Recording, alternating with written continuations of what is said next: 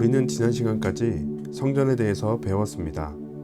성전은 하나님이 하나님의 백성 가운데 거하시기 위해 지은 성막에서 시작합니다.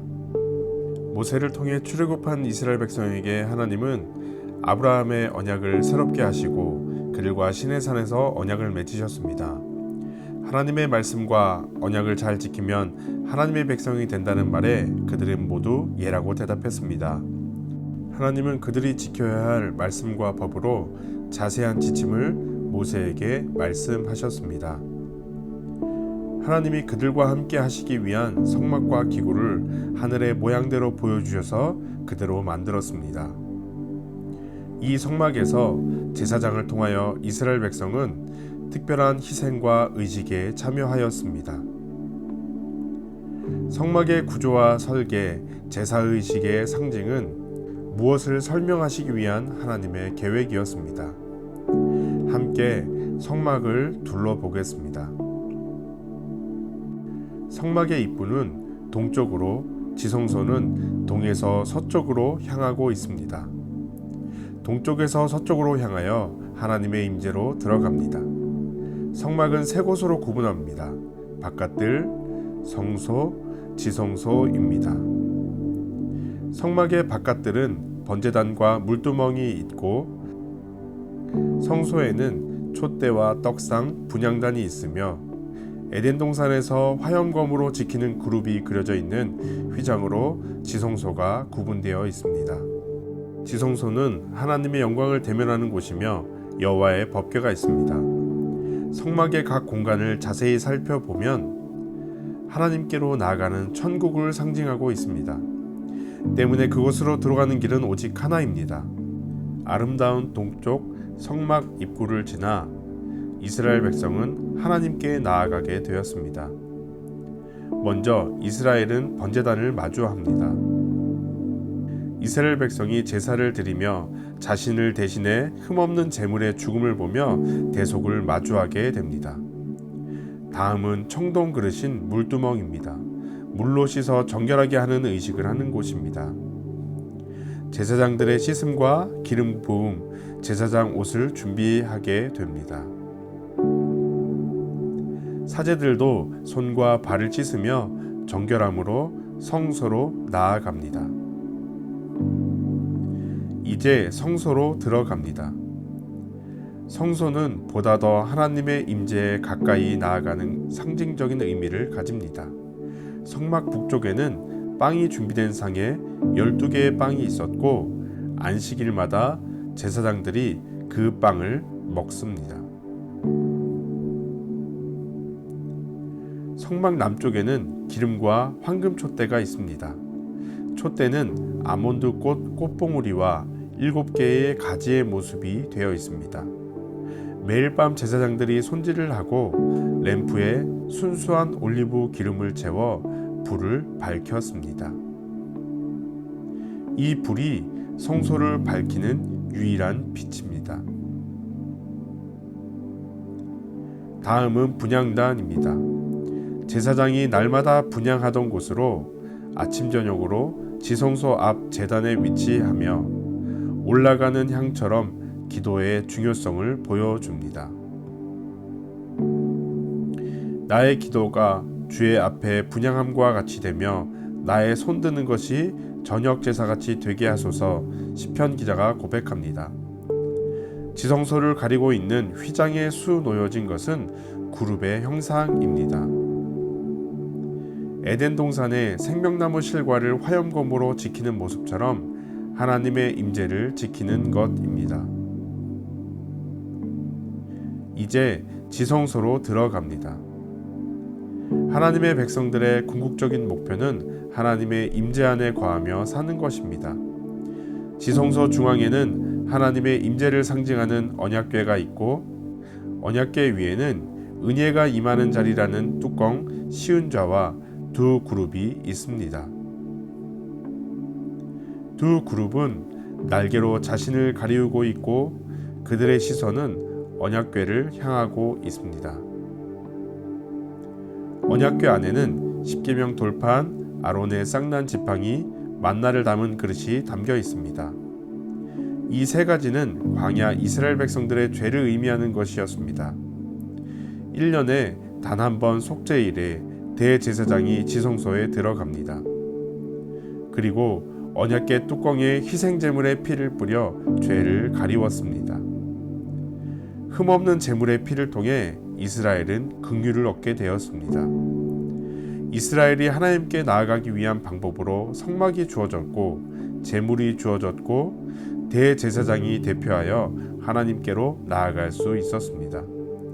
이스라엘이 광야를 지낼 때 하나님의 성막은 그들과 함께하였으며 그들의 여정을 앞서 인도하셨습니다. 구약의 제사는 레위기를 통해 세세한 항목과 세분화되지만 제사는 기본적으로 사람이 죄인임을 전제하고 있다는 사실입니다. 하나님이 맺으신 언약 속에 제사법이 담겨 있다는 것은 지키지 못했을 때 하나님께 나아갈 방법을 미리 염두하신 것입니다. 제사는 거룩하신 하나님께 나아가는 것입니다. 하나님께 제사를 드리는 성막은 성전으로 지어지게 되며 하나님은 솔로몬과 언약을 맺으셨습니다. 그러나 솔로몬은 하나님께로부터 마음을 돌이켰습니다. 이 일로 이스라엘은 두 나라로 분열하게 되었고 이후 여러 왕들도 하나님의 성전을 온전히 섬기지 못하고 다른 신으로 더럽혔습니다. 바벨론의 포로 생활에서 돌아왔음에도 이스라엘은 하나님의 성전을 더럽혔습니다. 하나님은 에스겔 선지자에게 하나님의 영광이 성전을 떠나는 환상을 보여주셨습니다. 시간은 흘러 헤롯은 솔로몬 성전보다 더 크고 웅장한 성전을 지었습니다. 그러나 참된 성전은 장소와 함께 하나님의 영광을 말합니다. 아무리 크고 아름다운 모습으로 지었다 한들 하나님의 영광이 없으면 그곳은 성전이라 할 수 없습니다. 한 아이가 태어났습니다. 그리고 요한복음 1장은 이렇게 말해줍니다. 말씀이 육신이 되어 우리 가운데 거하심에 우리가 그의 영광을 보니 아버지의 독생자의 영광이요 은혜와 진리가 충만하더라. 이 땅에 예수님이 오심으로 구약의 성막을 주신 이유가 밝히 드러났습니다. 함께 히브리서 10장을 읽겠습니다. 율법은 장차 올 좋은 것들의 그림자일 뿐이요 실체가 아니므로 해마다 반복해서 드리는 똑같은 희생제사로서는 하나님께로 나오는 사람들을 완전하게 할 수 없습니다.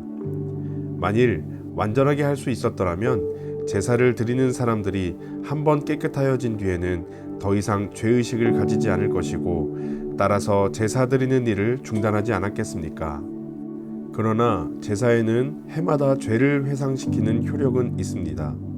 황소와 염소의 피가 죄를 없애줄 수는 없습니다. 그러므로 그리스도께서 세상에 오실 때에 하나님께 이렇게 말씀하셨습니다. 주님은 제사와 예물을 원하지 않으셨습니다. 그래서 나에게 입히실 몸을 마련하셨습니다. 주님은 번제와 속죄제를 기뻐하지 않으셨습니다. 그래서 내가 말하였습니다. 보십시오. 하나님, 나를 두고 성경에 기록되어 있는 대로 나는 주님의 뜻을 행하러 왔습니다. 위에서 그리스도께서 주님은 제사와 예물과 번제와 속죄제를 원하지도 기뻐하지도 않으셨습니다. 하고 말씀하셨습니다. 이런 것들은 율법을 따라 드리는 것들입니다. 그 다음에 말씀하시기를 보십시오. 나는 주님의 뜻을 행하러 왔습니다. 하셨습니다. 그리스도께서는 두 번째 것을 세우시려고 첫 번째 것을 폐하셨습니다. 이 뜻을 따라 예수 그리스도께서 자기 몸을 단번에 들이심으로써 우리는 거룩하게 되었습니다. 모든 제사장은 날마다 제단에 서서 직무를 수행하면서 똑같은 제사를 거듭드리지만 그러한 제사가 죄를 없앨 수는 없습니다. 그러나 그리스도께서는 죄를 사하시려고 단 한 번에 영원히 유효한 제사를 드리신 뒤에 하나님 오른편에 앉으셨습니다. 히브리서는 구약의 율법과 조항은 그림자로서 그림자의 실체가 되시는 예수님을 가리키고 있다고 말합니다.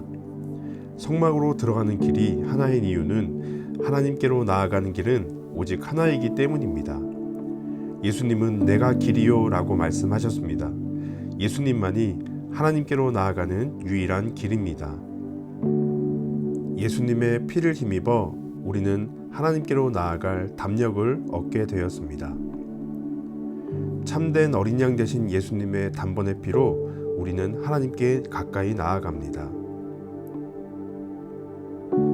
예수님은 자신을 하늘에서 내려온 살아있는 떡이니 사람이 이 떡을 먹으면 영생하리라. 내가 줄 떡은 곧 세상의 생명을 위한 내 살이니라 하고 말씀하셨습니다. 또 예수님은 나는 세상의 빛이니 나를 따르는 자는 어둠에 다니지 아니하고 생명의 빛을 얻으리라 말씀하셨습니다. 성소를 유일하게 밝히는 이 불은 빛이신 예수님을 가리키고 있습니다. 분향단의 향연으로 증거계 위 속죄소를 가리워서 제사장이 죽지 않을 것이라 말합니다. 분향단의 향과 연기로 제사장을 덮는 모습은 예수님의 피로 허물을 덮어줌을 보여줍니다. 휘장의 그룹은 지성소를 지키는 천사입니다. 예수님께서 십자가에서 죽으실 때 이 휘장은 둘로 찢겨졌습니다. 이제 누구든지 하나님께로 나아가게 되었습니다. 이 휘장 역시 예수님의 몸이라 히브리서 기자는 말하고 있습니다. 우리가 성전의 역사로 이미 보았듯이 사람은 하나님께로 나아가지 않았습니다. 하나님은 하나님께로 나오는 방법을 알려주었으나 다른 길로 가거나 부정한 제물을 드렸습니다. 하나님의 방법이 아닌 자신의 생각대로 드리는 제사에 성막을 더럽혔습니다. 하나님이 명하시지 않은 다른 불로 분향을 드리다가 그 불에 죽기도 하였습니다. 하나님은 그들이 헛되이 드리는 불이 싫어 그들의 제사를 원하지 않으셨습니다. 이후 하나님의 영광이 떠난 이곳에 반대로 하나님이 우리를 찾아오셨습니다. 예수님이 하나님께로 나아가는 유일한 성막문이 되시고 예수님이 번제단에 태워질 어린 양이 되시고 예수님이 우리를 맑은 물로 씻으시는 생수이십니다.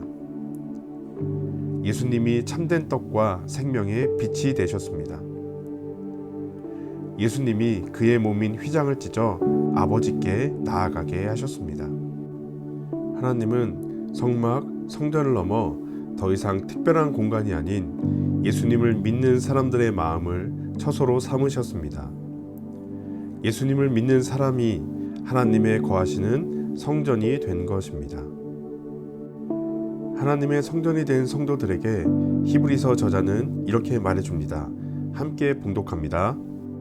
그러므로 형제 자매 여러분, 우리는 예수의 피를 힘입어 담대하게 지성소에 들어가게 되었습니다.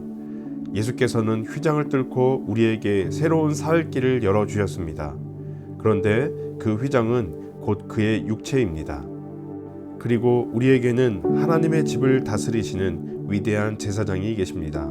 그러니 우리는 확고한 믿음을 가지고 참된 마음으로 하나님께 나아갑시다.